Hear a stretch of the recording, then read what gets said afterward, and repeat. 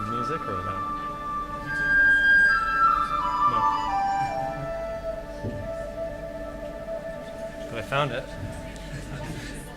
No, it's credited shortly.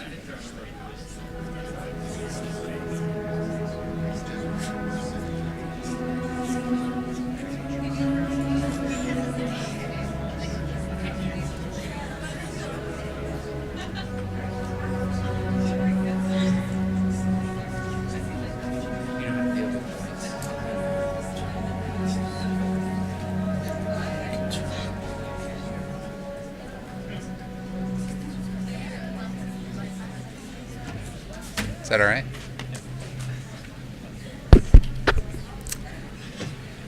Okay, guys, we're going to go ahead and get started. We have our final lecture of the fall semester today with our own Jason Carlow. Jason has been with us for 18 months now, give or take, almost 18 months. He's finishing up his third semester. He joined us last year after spending 10 years teaching and working in Hong Kong, which you can see on the screen behind me, sort of overview. And prior to that, working in a number of firms in New York City after doing his graduate studies at Yale and his undergrad at Harvard. So please help me welcome. Well, it's odd to say welcome, but thank Jason for his presentation today.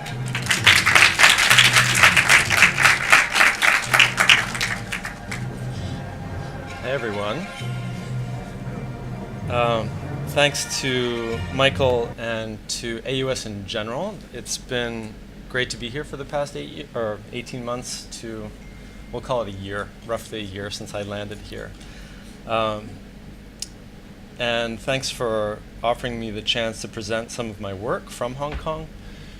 It's been a great opportunity to look and kind of piece together what I've been doing over the past, maybe not 10 years, but at least 5 years, and try to put it together and think through the work a little bit more, and then think about how the work that I've been doing in the last few years is guiding my future endeavors here in the UAE. So that's what I'm going to present tonight. The title of the lecture is Vertical Thinking. And part of it has to do with research work that is tied to housing typology, for the most part in Hong Kong. And some of the work is design research, which is looking at opportunities that I could build off of those housing typologies or fit between them, in a sense, that come out of vertical urbanism and extreme density in a city like Hong Kong. The opening video is a drone shot, not by me, but something I found online by a person named Peter Tong, which is a guided tour of the perimeter of Hong Kong Island. So density has become extremely important to the world and probably to all of us in the future, given that 54% of the world's population right now lives in urban areas. And that's supposed to increase to 66% by 2050. So cities like Hong Kong and other cities in East Asia, Tokyo, Bangkok, Singapore, provide excellent models in some ways on how to deal with density, what to do and maybe what not to do in some cases. And it was a great opportunity for me to live there. I grew up in suburban Massachusetts in a 2-story house on a very typical, maybe North American street in the suburbs of Boston, and lived for a number of years in cities like New York and Berlin and other places, but Hong Kong is a radical example of density and kind of urban compaction. So I'm going to try to spend the first few minutes giving you a kind of a sense for those of you who haven't visited Hong Kong, try to introduce the city a little bit. It's situated in southern China. This is on the map. This is Japan, Korea, North Korea. And I think many people probably recognize the skyline, which is on Hong Kong Island on this side, and on this side in Kowloon at the peninsula, with a deep water harbor in the middle. Its position was strategic because of the British. It was a British colony from the early 19th century. Here's Hong Kong and Hong Kong Island, and here's the trading post of Canton, which was an extremely important trading post at the delta of the Pearl River, which is where the Portuguese first established trade probably about 500 years ago, and their settlement here in Macau on the other side of the delta. So this delta was an enormously important area for trade globally, and still remains so today. This is a drawing of the Pearl River city delta today, which is becoming sort of a mega city between Guangzhou, the kind of capital of Guangdong province, Dongguan, Shenzhen, Hong Kong basically forms this ring of about 135 million people living in this megapolis around the delta.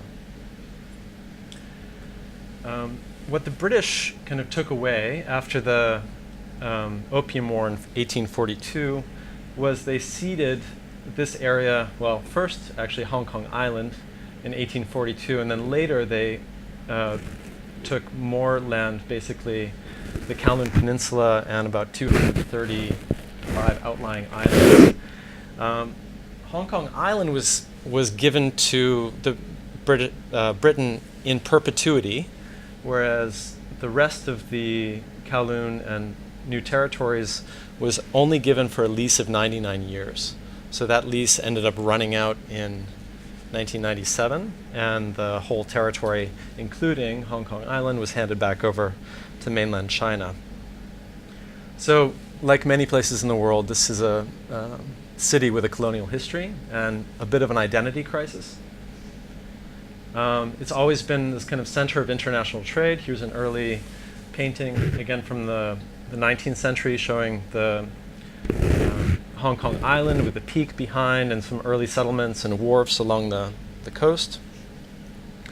But I think a lot of the change came to the city in the 20th century with changes, political and economic changes happening in China across the border, impacted Hong Kong tremendously in the 1940s and 50s when waves and waves of refugees came from mainland China and poured into Hong Kong as a place for safety and a place to kind of escape the economic perils of communism. So these were these squatter settlements that tens of thousands of people built and inhabited along the hillsides in China, in Hong Kong, mostly residents from China. Later in the 20th century, due to this influx of immigrants, Hong Kong became an important manufacturing post globally, and then later that local economy has shifted from manufacturing to finance and service economy, especially as mainland China became more and more manufacturing centric after 1983 and economic changes there. It's got a very large population, so 7.4 million or so Hong Kongers allow the city to rank 104th worldwide. It's got a pretty similar population to New York City, maybe a little bit less. But New York City and the boroughs of New York and Hong Kong and the outlying territories in Kowloon are actually a pretty good reference point for scale and population to each other. But what many people don't realize is that most of the island actually looks like this, or most of the Hong Kong actually looks like this. Only 23 or 24% of the land is developed. So that means that an incredibly populated territory is even more densely populated because all of those people are living on 1/4 of the land space. Much of the land was reserved in the earlier part of the 20th century for reservoirs and these large country parks, and the government doesn't allow any development in these outside of the small villages that have existed for a long time. So you can kind of further compound that density, and Hong Kong over the years has added land, especially around the periphery, that's been reclaimed from the sea. So one method of kind of grappling with density in some cases was to basically manufacture and build more land. So all of the different colors were a series of different reclamations done over the last 100 or so years. So this is a infrared photo from a satellite of Hong Kong today, and you can kind of see the ratio of the urbanized area, which is shown here in purple, the airport here, and then all of the green area, which is basically undeveloped country parks. Due to the high population density, we often see photos of Hong Kong like this, and housing is also an incredibly important part of that urban density. So most of those 7.4 million people live in high-rise buildings. That includes the rich and the very poor. So what's interesting about Hong Kong in contrast with other cities around the world that have high-rise development is there's not necessarily stigma between who's living in high-rise buildings and who's not. These are a number of photos by a German-born photographer named Michael Wolff, who published a book called The Architecture of Density, which again kind of shows the spectacle that these housing estates can form when you look at them from the side. So these are all Michael Wolff photographs of various housing estates in Hong Kong.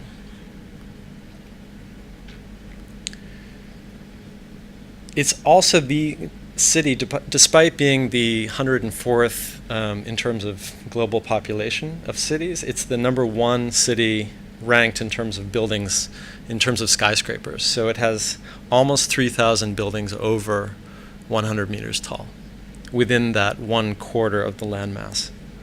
Dubai, right now we're number 10, catching up. So if that's a kind of a quick history, after living there for 10 years, and I think if you visited the city, there are a number of kind of strange anomalies that a city with such high population density and kind of vertical nature has to it. This is a photograph by a good friend of mine named Jonathan Solomon, a colleague at the University of Hong Kong, where I taught before, who snapped a photo of this sign at the border crossing from Shenzhen to Hong Kong, coming back from mainland China, right? Please leave the country by lift or elevator. So this is kind of suggesting that the city itself has a very strange kind of sectional quality to it. Not only the many different layers of buildings, but the terrain and the mountainous quality of Hong Kong Island also give a extreme radical topographical section to the space. Much of the center of the city and central and Wan Chai districts are connected through these elevated walkways, which separate traffic on the street level below from pedestrian traffic above. Some of these are publicly maintained, some are privately maintained. They'll go in, out of buildings, kind of linking shopping malls and food courts with pedestrian walkways. So there's this incredible and diverse system of walkways which link all of this kind of private terrain and territory within the city. This is a drawing that was made by Jonathan with his other two authors, Clara Wong and Adam Frampton, in their book Cities Without Ground, in which they tried to depict through a series of exploded axonometric drawings the urban condition of Hong Kong and its multi-layered quality. All of these blue lines are escalators.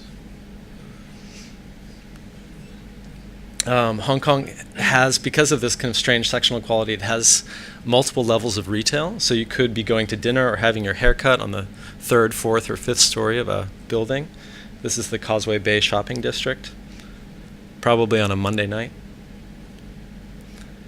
It's got the longest exterior escalator in the world, right? This goes for more than a kilometer through the middle of the city, this yellow line.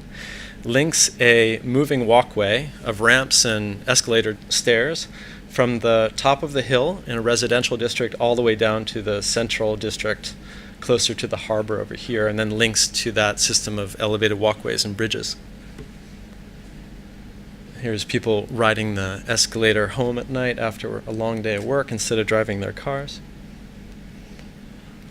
Hong Kong was also home to this strange little place called the Kowloon Walled City, which was part of Kowloon when the British took it over in the 1890s and 1898. This was like an island of mainland China that existed within British territory.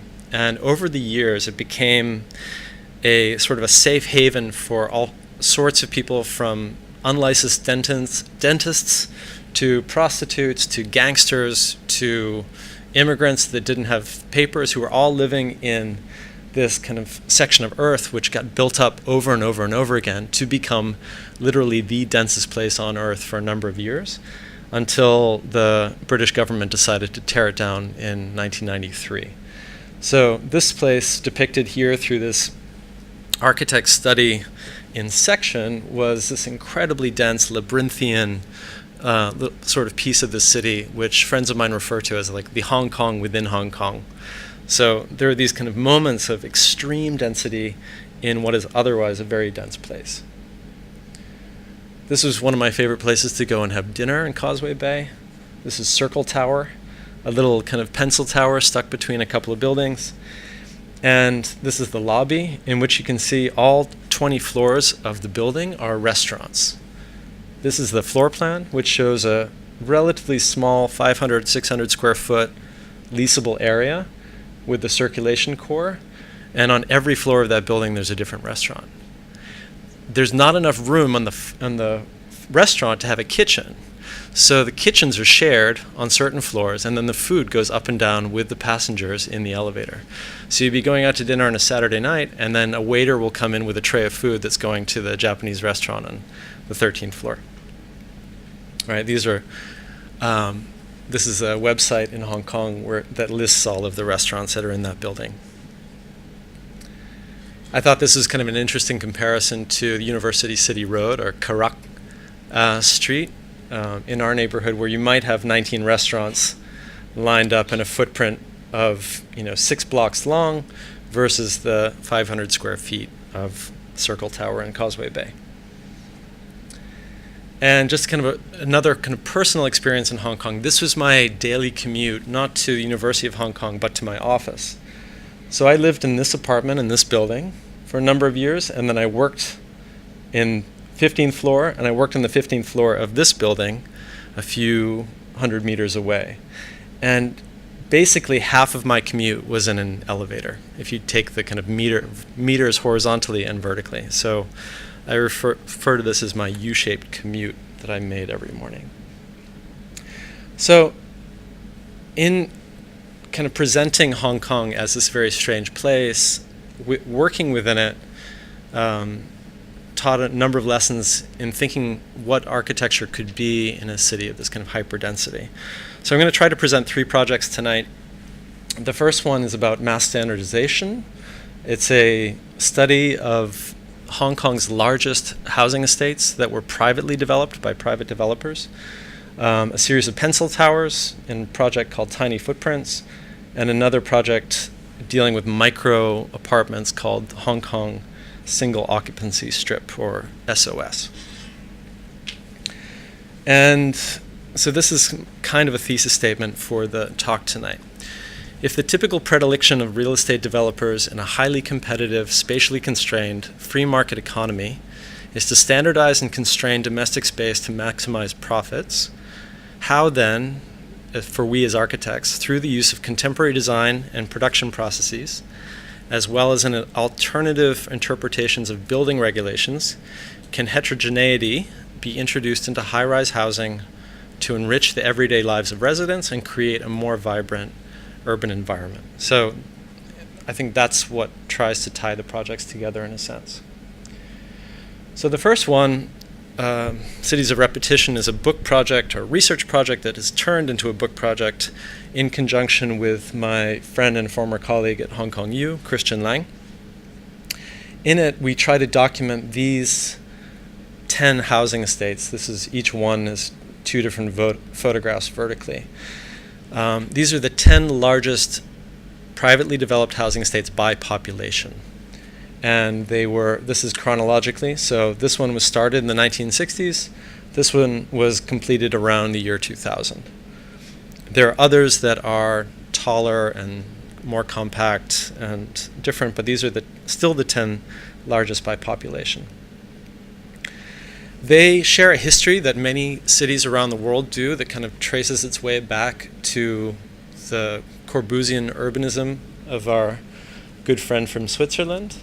So this is a kind of comparison between Corb's Plan Voisin for Paris and the Whampoa housing estate in Hong Kong from above. Corb was very interested in mass production, right? Mass production state of mind for housing, for living, for conceiving this, and was interested in taking production processes from places like the assembly line and then bringing them into architecture and urbanism. Many of his urban designs were published in 1925 in the city of Tomorrow in its planning. And you see images like this, which propose huge vertical towers making up the city. These are like three of Corb's plans: the contemporary city for 3 million, the Plan Voisin for the center of Paris, and the Villa Radius, the Radiant City. But I think what many people, probably a lot of architects and planners, failed to understand was that actually the housing in all of these plans was not in the towers, but it was in these relatively low to mid-rise peripheral housing developments that Corb had designed in each of the plans. The towers were reserved for office space and commercial work. And that's probably one of the most tragic misinterpretations of that larger project for many cities in the 20th century, but perhaps not for Hong Kong. So here's a plan, again, from the City of Tomorrow, of one of these huge commercial towers with vertical cores and then offices spread throughout. Again, here's Plan Voisin compared with Whampoa Gardens in Hong Kong, and here they are in the same scale. So you can see the center of Paris, here's the Louvre, and here is Corb's plan for inserting almost 5,000 or say 6,000 residents into the heart of Paris with this radical urbanism. Here's Mei Fu, which is the largest estate in Hong Kong by population, with 99 towers at the same scale as Paris. So the interpretation of that urbanism in Hong Kong was radically different in terms of its scale and its grain and its fabric. As a comparison that's maybe a little bit more familiar to us, here's the AUS campus, which is about 120 hectares, with about 60 hectares of housing in dormitories and faculty housing. And here's Belvedere Gardens, and here they are again together. I took 4 of Belvedere's towers and I put them in the footprint of the main building. So you can basically house the whole the resident population of AUS could be housed in 4 towers smaller than the main building with approximately the same footprint of the CAD building 2, AD2, has a footprint of about the same size as those, right? 3,250 people per square kilometer at AUS if you take the whole campus, versus 532 people per square kilometer if you take the density of Belvedere Gardens. So it's quite a dense place.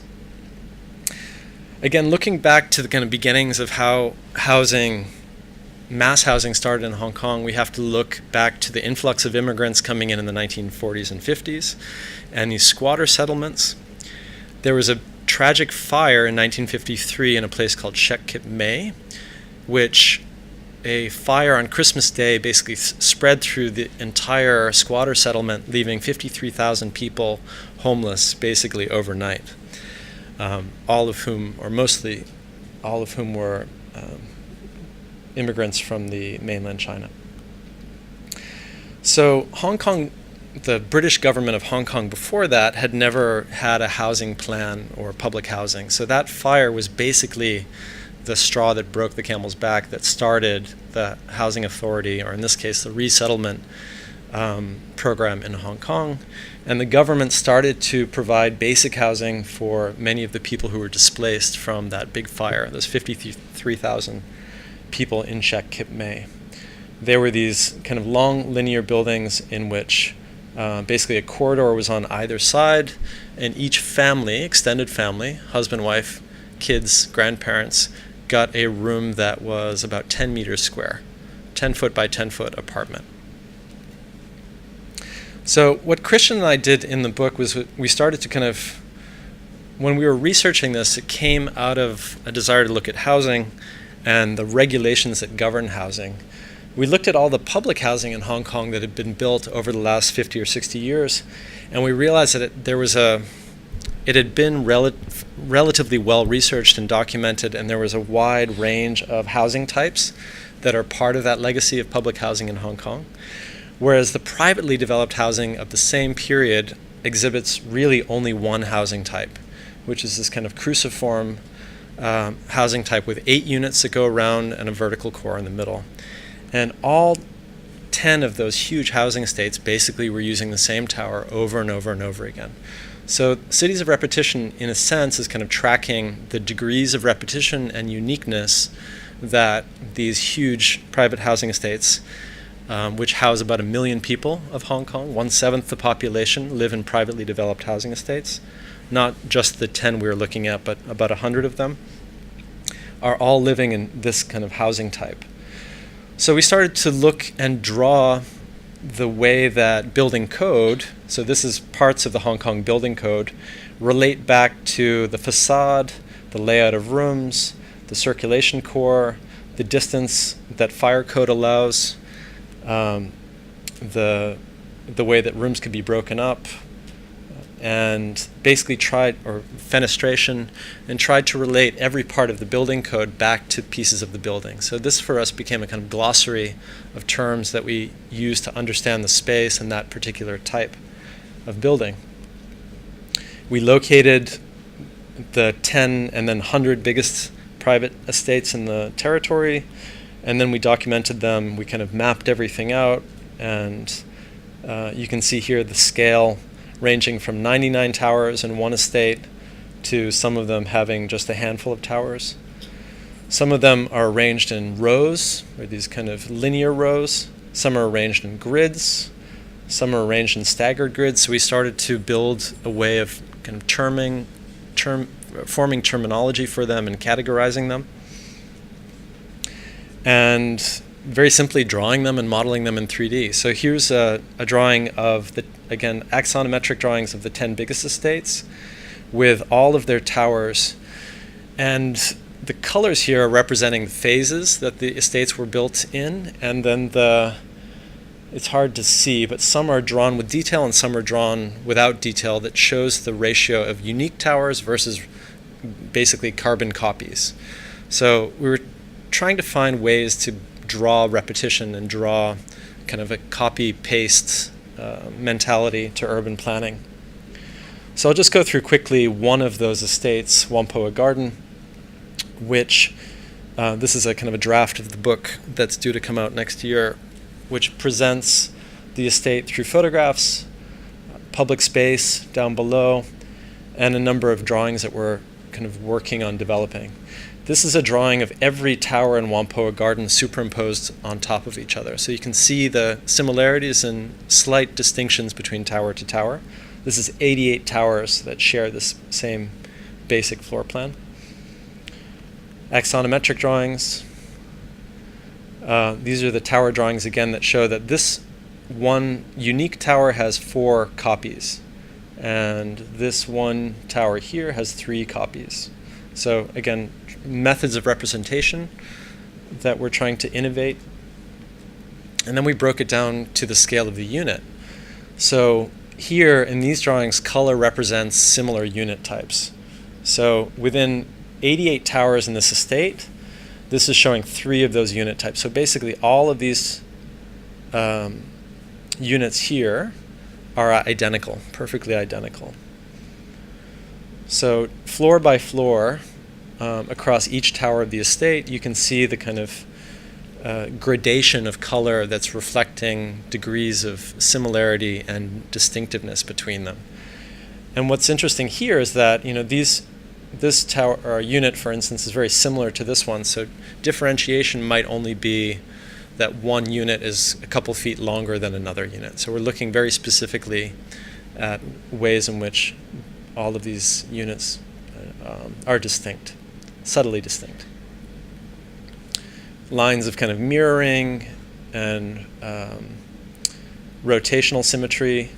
And then we're looking at tower types not just by the shape of the tower, but also by the circulation core. So here you can see we've identified this is core type A, and these are all the towers stacked on top of each other that use that core type versus this core type versus this core type.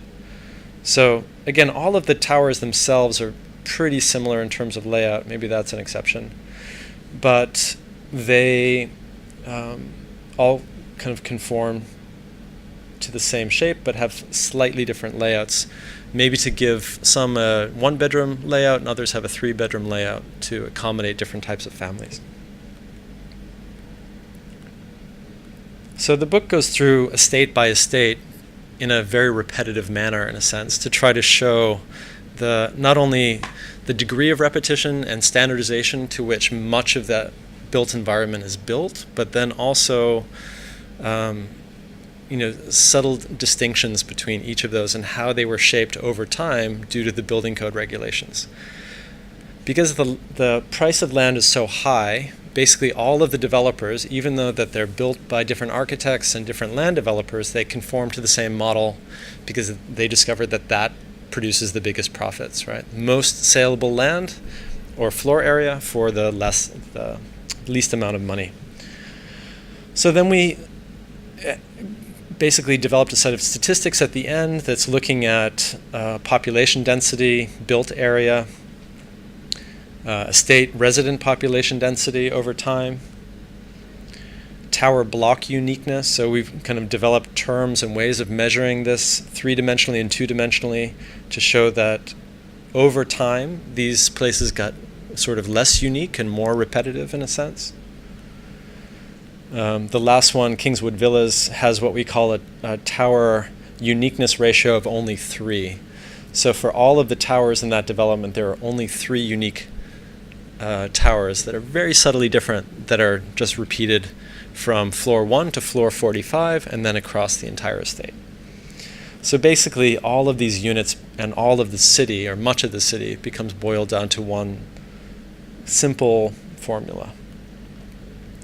Here again you can see this kind of unit repetition diagram shown by this bar chart. So when we were drawing things by hand, all of the units were actually much more different. There could be much more variety in unit floor plans. But when CAD is introduced, sometime around here in the 1980s or 1990s, the old Control-C, Control-V command, copy and paste, I think takes over, and you can see again the degree of repetition among units in the latter estates that is far greater than the earlier estates. This is also due to things that I'll discuss later in terms of politics, economics, mortgage values, land prices, as well as the constraints of topography and the demand for housing. But here you can see Whampoa Gardens had 41 unique towers out of 88. South Horizon Plaza had 13 out of 33 around 1988 or 1990. This is in the late 1970s. And then if you come up to the 1990s, we see 38 towers with only 4 unique towers. So in looking for alternatives to this, I'm going to present a thesis project from a student of mine from a few years ago who was working at the scale of an estate and trying to think about how we can use design software and think about production technology to question the idea of standardization on such a scale. And he approached it through time. The title of the project is Temporal Nexus. And he did this amazing study of every type of horizontal and vertical and diagonal circulation that he could think of, from elevators to escalators to double-decker buses to trains to trams to people walking to people running. And he mapped it all out in terms of time. He would do these studies where he would go back and forth to his house in the New Territories every day from the university, and he would time himself on a different route to see how much time he was walking, then how much time he was in an elevator, how much time he was on the train, and he would do these kind of temporal maps back and forth to work every day. Then he started to map key places in the city, shopping malls, transportation hubs in terms of their space and the time that it takes to move through them. He built models of these. Students look at all this work. and then again kind of mapped them in terms of time and space. And then he kind of reverse engineered a commute home and thinking of an estate that could position every apartment within that housing estate within a 15-minute walk from the subway platform. So you come home, and no matter where you are living in that housing estate, you can make it back to your apartment in 15 minutes or less from the minute the train doors open. So again, these are a series of time maps that combine escalator, walking, and ramps within 15 minutes versus elevators, ramps, and escalators. So each one is a different combination of kind of people movers that would get you to 15 minutes of time. And then besides kind of mixing ways of moving around the city, he also looked at mixing housing types. So he wanted to create a community that was rich in terms of the housing types it could offer and the commercial opportunities and the retail opportunities for people living there. And very literally, we took different types of housing from Hong Kong, from kind of linear bar housing to courtyard housing to cruciform housing, and he started to blend them using parametric design techniques to create these towers that had not just one housing type and one unit type, but a whole range of unit types from top to bottom.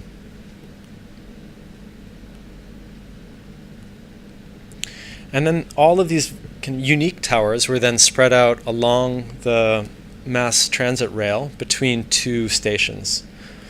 So each station, so this is a subway platform at one station, this is a subway platform at another station on a line that they're extending in Hong Kong right now in an area of the new territories. And you can see how the height of the buildings kind of corresponds to the time that it would take you to move from the subway platform there to your apartment above or to walk out somewhere else. So it was a way of kind of organizing space and time to try to create estates that were non-repetitive but yet efficient and heterogeneous all at the same time. The next project deals with Hong Kong's pencil towers, the kind of most extreme compact tower in Hong Kong and maybe in the world. We focused on buildings that have one apartment per floor. And this was kind of, the work done here was in a studio, grad studio at University of Hong Kong. Again, I won't go through all of this, but it's a very dense city. So we went out and we documented all of 50 or 60 of these towers across Hong Kong Island and the new territories with photographs, with 3D models, and with plans. And we were interested in things like the ratio of living space to the circulation core. So this was the most extreme example we found, where 53% of each floor was wrapped up in the vertical circulation, right? And 47% was the actual living space, not including the structure. So then we started uncovering all of these tricks that developers use and architects have perfected over the years to squeeze architecture into these slender containers, right? So we looked at slender cores, and the secret to compaction in Hong Kong is a scissor stair, which is basically two fire stairs that are wound around each other in a double helix, which satisfies the egress requirements of that city. So all of these, sometimes you get this kind of chamfer where staircases are chamfered on the outside, so if we can save 3 square feet here, we can apply it to the inside of the building to meet our gross floor area requirements. Because buildings in Hong Kong are not constrained by height, they're constrained by floor area. So for a certain site, you have a floor area limit. So if you can squeeze a couple square feet on every floor, you can get another apartment on top. And that's the game that all of these developers play. This is one of my favorites. This is 5 Star Street in the Wan Chai district. And the architects here create about a 408 square foot apartment space where the second means of egress is through the shower. I looked up the real estate value of this building today. It's renting, upper level floor right now is renting for $4,485 US. That's a 400 square foot apartment. And it's on sale, if anyone wants to buy it, for 1.73 million US, which is 4,166 US dollars per square foot. You can do the math. That was from today's internet search. So we were looking for ways to kind of work within this extremely constrained typology, but then mix it up a bit. We were trying to think about communal space. We were trying to think about a variety of different housing units to accommodate a variety of different family types or inhabitants to create, again, a more heterogeneous building. Some students focused on bringing different kind of sports programs up into the building to have a mix of things like climbing walls and workout rooms interspersed between buildings and sort of a lifestyle tower. This team of students looked at moving most of the mass of the building up because they realized that upper levels in buildings have more value in the real estate market because they have better views. So they put most of the mass of the building up on these kind of stilts. This team took the fire stair and moved it to the perimeter of the building, thinking that if the fire stair is exempt from GFA, then they could use that as people's balconies and kind of get around that rule. So many of these projects were about kind of tweaking or rewriting the regulations to try to achieve something. So none of these buildings could be built in Hong Kong today unless the regulations were rewritten.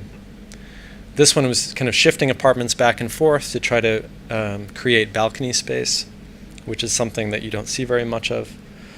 This one is taking that idea of the chamfer on the fire stair and wrapping it around the building to you chamfer a little bit off of each apartment and then you can get a couple more apartments on the top. This one was looking at vertical units that are 10 feet square by 30 feet high, living within a volume like that. This one unfolded the units as they went up and down the tower to create porosity and balconies. This is a project that I worked on in my studio outside of school in my architecture firm, which was looking at a way of taking a pencil tower, wrapping it around a core, kind of a thin living area wrapped around a core, but basically on one continuous ramp that goes around the whole building so that you could have a multi-level apartment on maybe 6 or 8 different floors within your unit. But then you could also achieve, instead of a studio apartment on every floor, you could have a studio, a 1-bedroom, a 2-bedroom, a 3-bedroom, a 4-bedroom, depending on how much of the corkscrew you wanted to kind of take over on floor to floor. All of the plumbing and bathrooms went through the core so that that could be the same on every floor, but then the kind of living space changes. And lastly, a project that kind of deals with the shrinking size and the increasing cost of apartments in the city. So again, I just presented you with a 400 square foot apartment going for 1.7 million US. This was a project that came out in 2013 when the market was really cooking. These are statistics from 2013. Basically, over the last 10 years, from 2003 to 2013, the market increased almost 4 times, and now it's up to 6 times. I won't go through all of this. This was the cost of, this is the kind of index of dwelling prices in 2013, the highest it's ever been in Hong Kong. That was then, this is now. It's even gone up higher and higher. And part of this is due to limited land availability and the kind of topography of the island, because we get pushed away from all of the mountains to the flat areas, which tend to be around the perimeter of the city. But it's also done in partly artificially through government, real estate, and developers and bankers all working together. So basically, the housing supply in Hong Kong is kept artificially low, or the supply is kept low and the demand is kept high, because much of the investment in the city, much of the politicians in the city have their wealth in real estate. So this is kind of corrupt system in a sense. This article from the South China Morning Post kind of puts it that Hong Kong government is an accomplice in the lack of reasonable housing in the city. We have a low supply because the government only releases a little bit of land each year. Of course, there's a high population. The land is sold to the highest bidder. The highest developer bid gets the land, so that drives the price up. And then banks give preferable mortgages to buildings that are built within the last 10 years. And it's very difficult to get a building mortgage for a building that's 30 or 40 years old. So there's this artificial demand in the kind of financial and political sectors put on housing. So that kind of extreme scenario, combined with all of my other kind of loves and observations about the city, fed into this project in a sense. These are photographs by Peter Steinhauer of the bamboo scaffolding that surrounds a lot of the buildings in Hong Kong that creates this kind of pellicular space, to use Paulette's word from a couple of weeks ago, this kind of thin envelope of space that it surrounds buildings, which in a sense is inhabitable. This occurs at the tops of buildings in Hong Kong with informal roof dwellings, illegal informal roof dwellings. Michael Wolff did another series of photographs of these units in Hong Kong that are 10 by 10 feet square, and the people who inhabit them and how they live, basically. A sort of architecture of interior, or architecture of density on the interior. To even more constrained cubicle apartments that have been subdivided by illegal landlords to take one 500 square foot apartment and break it into 6. Or the most extreme case, perhaps, are these cage houses in certain parts of the city where things are subdivided not only horizontally but vertically. So these immigrant workers basically sleep in a cubbyhole above each other, which they can lock during the daytime when they're out working and then open up again at night to protect their belongings. So that, together with this kind of strange phenomenon of bay windows in Hong Kong. This was one of the first things I saw when I came to the city in 2006, that so many of the buildings have these bay windows that stick out, which are basically incentivized by the government. They allow developers to take a little bit of extra volume for free, probably to fund their cousin who has a concrete manufacturing plant in the Pearl River Delta, where all of these windows are made, but they're pre-manufactured and then they're kind of hung on the sides of buildings. But basically this is bonus space. And by the regulations of the city, no one is allowed to occupy it with anything permanent. So you can't put a kitchen inside, you can't put a bathroom inside.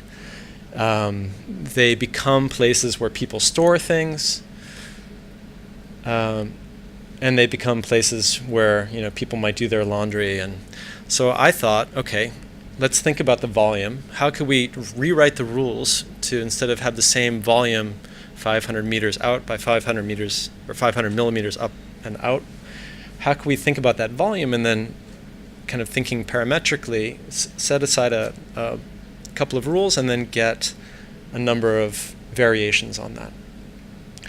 So we took a Hong Kong typical floor plan from this cruciform building and basically unfolded it along its facade, and then decided that each room could have a different function within the window space. So it's a super tight, sort of 1.5 meter thick apartment where each of the living spaces, balconies, kitchens, bathrooms, and offices are situated within the window, sort of stuck between the residential interior and the city outside in this precarious place. Thinking through these that could be kind of pre-manufactured in a concrete yard and then basically stacked up so that you have a vertical circulation core and then a number of apartments next to each other, which could be reconfigured however you want, and then stuck to the side of an industrial building with a blank wall in the city to help alleviate the housing crisis that's happening there now. So I like to think of this project as one that's kind of dealing with graft, right? Grafting the building onto, or grafting housing onto an existing building, maybe as a way to counter the kind of high-level corruption and graft that's happening within the government of Hong Kong. So just to end, I thought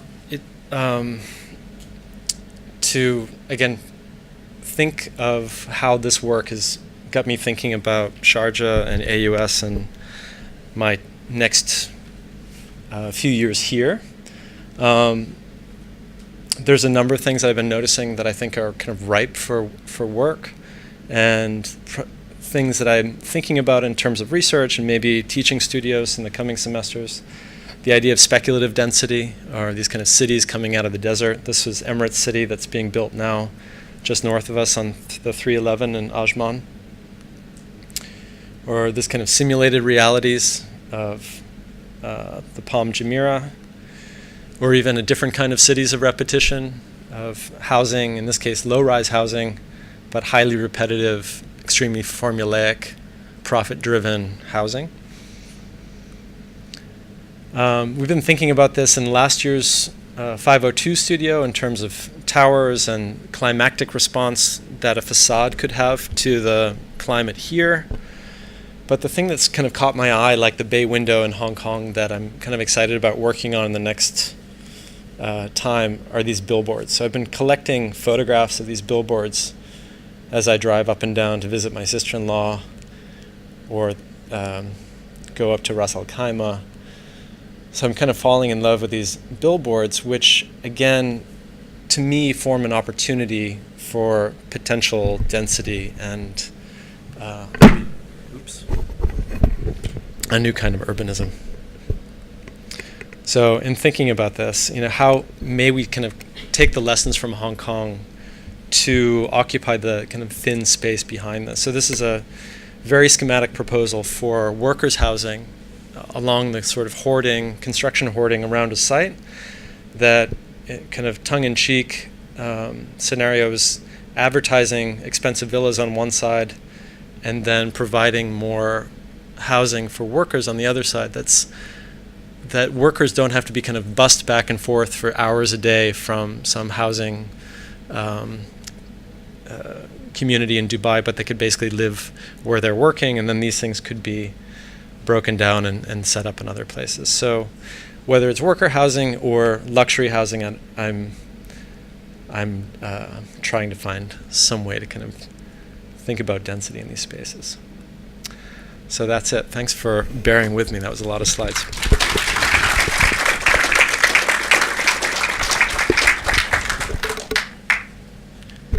If anyone has any questions, I'm happy to try to answer them. Yeah, Marissa. You said at some point that the same typology was used either for low cost housing and then also for high cost housing. Yeah. What established the difference besides that someone can afford it? Does public space have something to do with that? Yeah, I think it's a number of things. It's public space, its location in the city, its connectedness to the mass transportation, its parking, its materials and finishes. So, what do you get when you buy that? Is it a marble floor or is it a concrete slab? So there's a number of factors that go into the differentiation between luxury housing and low-cost housing. For a number of years, up until the 1960s, Chinese people were not allowed to buy or live in a part of the city above a certain height. So there was a ring road that went around, that divided the kind of central district below and the banks and offices from the wealthier houses above. And on one side of Robinson Road, there were basically immigrants and Chinese were not allowed to buy property or to live. So there were these kind of sociological and economic boundaries over time that created value in certain districts that were sometimes racially motivated, sometimes economically or geographically motivated. But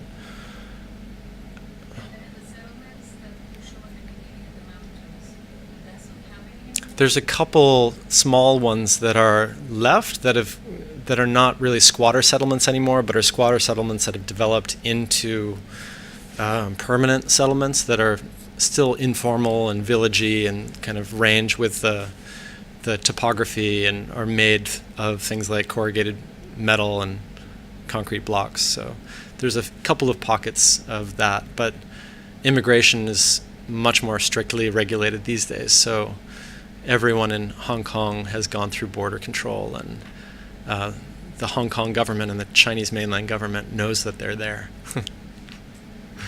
I don't know how many squatters there are. Yep. Notice much of a difference, it's kind of a rhetorical question, about what happens with tall buildings on the ground in Hong Kong versus tall buildings on the ground in Dubai or Sharjah or Ajman. This is much more cartoon culture. Yeah. And in Hong Kong, which is, I'm guessing, public transport and pedestrian. Yeah. Yeah, no, I think I'm still exploring and learning about here, but for instance, on Sheikh Zayed Road, right, you have towers that are coming down on the back, but these large parking structures situated behind the towers, where most of the people come through the parking structure, and very few actually come through the front door of the building. Many of the housing estates that we're studying, again, don't come into a single ground, but come into a 3-level podium, where there might be recreation on the top, so you can come down and let your kids go out to play, and then watch them play from your 20th floor window, or lower floors that might link to parking, or middle floors that might link directly to public transit, and then another floor that links to the street. So there's the estates that we find are the most nice to live in are the ones that are the most urban, the most kind of tied into the fabric of the city, and part of that is this kind of thick plinth that they sit into. So I think, yeah, that's something that I think George Newland's studio is working with a little bit this semester in what they're looking at. How does a tower connect to its context around? Matt? So I think your work poses an interesting question that I'm also interested in about the relationship between heterogeneity and homogeneity. And I think at a certain level, there's a scale at which it seems that you're probing the question, is it possible for a heterogeneous model to somehow be competitive with a homogeneous model? Yeah. And so I'm wondering if in the research that you've done, if you've uncovered any examples, or if you imagine that might be plausible, that some of these scenarios you've designed or speculated on can start to actually be competitive at a cost per square inch, cost per square foot. Yeah, I think so. Did everyone hear that? I mean, the question's about, can you do heterogeneous urbanism for the same price, perhaps, as standardization? Well, so it's a big question. Yeah. Can you make things differently, do continuous differentiation in a way that somehow competes with mass production? Yeah. So that's the big question, but then certainly at the scale you're looking at is really interesting, because that's where you can do like a chamfered corner, and it makes an enormous difference actually, because you're doing it so many times. Yeah, I mean, I think it's getting closer. So because of design platforms and fabrication processes and the kind of link between digital design and manufacturing, it's getting easier to engineer and build buildings that are not the same on every floor or the same from tower to tower. But if you look at China and what's being built there, I think there's still some lag time in which the cities and housing estates in China are still relying upon mass production. I don't know. In this, Christian and I thought of ourselves as kind of digital designers, and he and I are both interested in parametric design and advanced software programs, and we started the project out as a critique against standardization.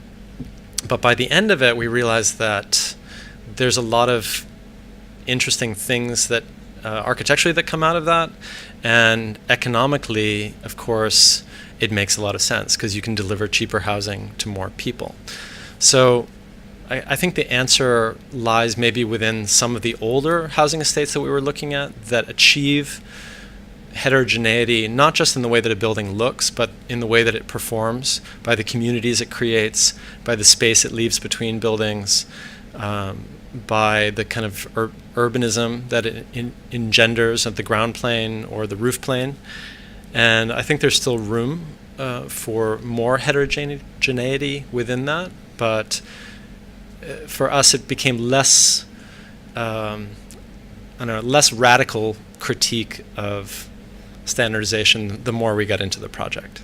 And I think even in my own work, the kind of HKSOS project, there's not that much difference between each of the units. They're each subtly different, and it's more about maybe the performance rather than the way that they appear or look. One more question? Yeah, Paulette? You started with the Hong Kong drone landing part, and I was just sitting back here thinking that it would seem, so this is maybe a comment, that the next place to go here would be with drone transportation and flying taxis, which I hear are imminent. So there's a kind of futurism to this place. Yeah. I don't know if you enjoyed in Hong Kong or Hong Kong enjoys this kind of here. Yeah.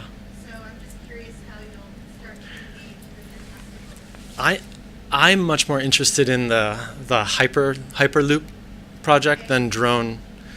I think this country could use a lot more public transportation, or public transportation that extends beyond the borders of one emirate to another. And so, I'm starting to think each of those estates that I presented earlier is basically linked to either a huge bus terminus or a subway platform. And even the public housing estates. And the only way that Hong Kong can sustain its population density is, well, because it's got a rather harmonious culture. I think the Hong Kong Chinese people believe in harmony and the communal, the benefits of living in a community. So I think what's done in Hong Kong and Singapore is not necessarily possible everywhere across the world. But it's also done through overlapped modes of public transportation that allow people to take a subway, a bus, a taxi, a car, a bicycle, a tram, a ferry boat to any part of the city to kind of get there within a smooth way. Koolhaas talks about this in terms of kind of smooth congestion, that we build our cities densely, but then we kind of move smoothly through them. Because the density allows a sort of smoothness in a sense. And I think I'd be interested to explore what something like the Hyperloop would do to kind of connect and introduce hubs of density back into the Emirates rather than relying on automobile traffic, which at some point has got to break down, and the Emirates have to then revert to higher density, greater compaction, and more public transportation.